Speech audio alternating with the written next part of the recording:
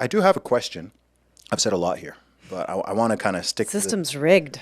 It is, yeah. I want to stick to the topic here because I'm curious to get into the psychology because, as I said, this is kind of a new problem. So a lot of what you described, I have heard this and I've seen some of it on the internet, but it's also very different from my experience when I was in school or my experience simply being a man. It's going to be there's no body positivity for men. I always make that point. Actually, there's this one guy who's been doing it lately. It's that not I've going to seen. work though. It won't work on men. Oh, I hope not. No, it I won't. hope I not. bet. I bet you most of his followers and acolytes will still be women. I'm sure it is. Yeah, and I want to know, like, why do you think that is? You've talked about female intersexual competition, but do you think there's anything else that's going on there? I mean, okay. I'm not going to say what I want to say about that, but really, what I would say is that women are more emotional. Okay. And women are, I would say, they don't think through actions as much. So, for example, I don't feel like a man would necessarily say, "Oh, yeah, let's go be fat, let's go gain weight, and let's go show it online and tell everyone it's okay." I don't think a man would do that. Why? Because that's not helping society. It doesn't help people's health, and it's not good for people. So logically, that's what would go through a man's head. But for a woman, women like to think and say, "Oh, I'm beautiful. It doesn't matter," and make everyone feel better, even if it's going to harm them. Because, like I said, competition, sure, but also because they don't think through things as much as men do. And I genuinely think we act out of emotion instead of acting out of logic. And when we do that, we cause all these issues. And so when you have a pattern, women follow what they think is right. Mm-hmm. And if you have a very emotional woman, she's going to follow someone who says, "Oh, I'm beautiful." Women chase beauty. Well, if this is the new beauty standard that people are creating, oh, maybe I should listen to them. Oh, maybe I will fall for that. Oh, maybe they're right. If they don't have a good man in their life that's leading them to the right place, then they're going to fall into that trap. Interesting. Do you think that you genuinely believed that that was the beautiful thing? Or do you think you wanted to believe it? That's a really fascinating question. It's hard because there were months where I really believed it. Like, I literally have a photo of me going like this, and I was like really big, and I'm like, oh, I wasn't wearing like weird clothes, thank goodness, but it was still like, I felt like I was pretty for a second. So I do think I had moments where I really genuinely thought I was beautiful. And I will say, I think the content I was consuming of the body positivity movement telling me that it's okay and beautiful definitely contributed to me thinking and believing it was truly okay. Where were you mostly seeing that? Was it a specific platform? It was mostly TikTok and interesting. Instagram. Interesting. Yeah. It wasn't on YouTube or anything else. Interesting. And I had a lady the other day, she said, "Oh, well, that's just your algorithm. It's because you wanted to see it." And I'm like, no, I was a fat person. I didn't want to see fat people loving themselves. Like, why would an algorithm randomly show me that? I'm not going to go too much into that, but I mean, it was just, it was concerning to me when she said that, because it's like, she's like, "Oh, well, my algorithm isn't like that." And I'm like, okay, that doesn't matter. The fact that there is an algorithm that's promoting obesity and glorifying it is a problem. Like, why can't we talk about that? I think for your generation, there's less of a separation between what's real and then what's virtual. Yeah. For me, it's really distinguished. But for your generation, it's really not. Yeah. Were you bewildered by Completely. all of this? Because again, it's generationally, you get these generational shifts, and I think now, because of the technology and the internet and social media, they're perhaps starker than ever. So I'm a millennial. I'm kind of the last generation who will clearly remember the world pre-internet, smartphones, and social media, as well as the world after it. My life has pretty much been sort of 50-50.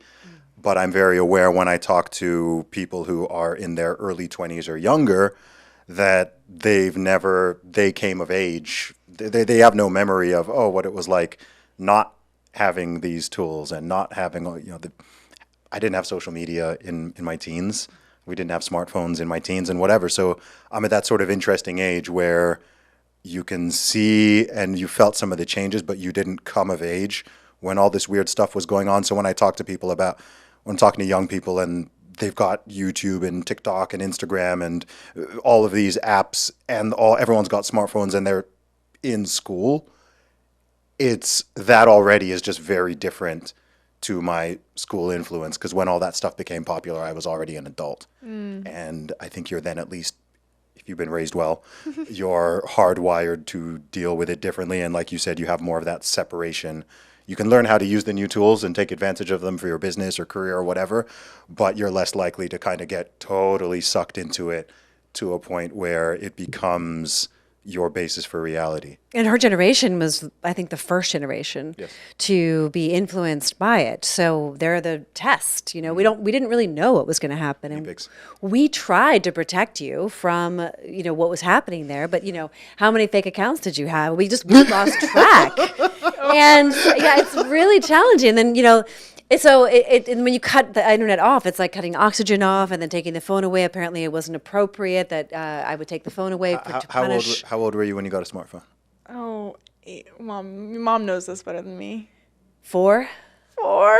Oh, I mean, 4 is probably when you weren't that interested in it until you were like 8, but you had one. 4. You definitely had one.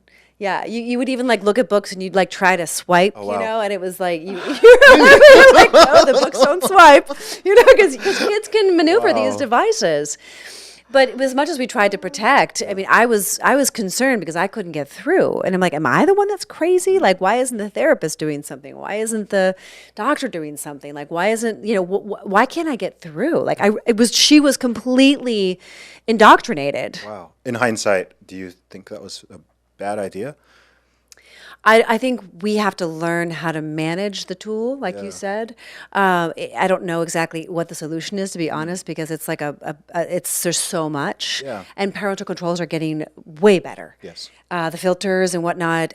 You can. I mean, there was just the first. Yeah, She had a parental control on my phone, and I would try to go on my phone, and it was literally everything was blocked. Apps, like I couldn't even use my phone. Yeah. There was nothing to use except for the flashlight. I'm leading this conversation because I think, again, a new and very important question. I think I'm not a parent yet, but I talk to a lot of people on my podcast, and I think, okay, what do you think is the right age for a child or minor to get access to a smartphone and social media? 14. You think 14? What do you think, Penelope? For a kid, Just a person, a human. 18. Okay, that's interesting. 18. I actually think it's interesting you said 18, you said 14. Yeah, from my 15 plus years use of social media, I think 16 to 18. I think 16 to 18. You understand etiquette. You understand how the Yeah. world works. You understand what you're interested in. You've already had some exposure to what sex means, what it is. And there's that and the other. I think because I've used social media so much, I think I'm hyper aware of the positives and hyper aware of the negatives.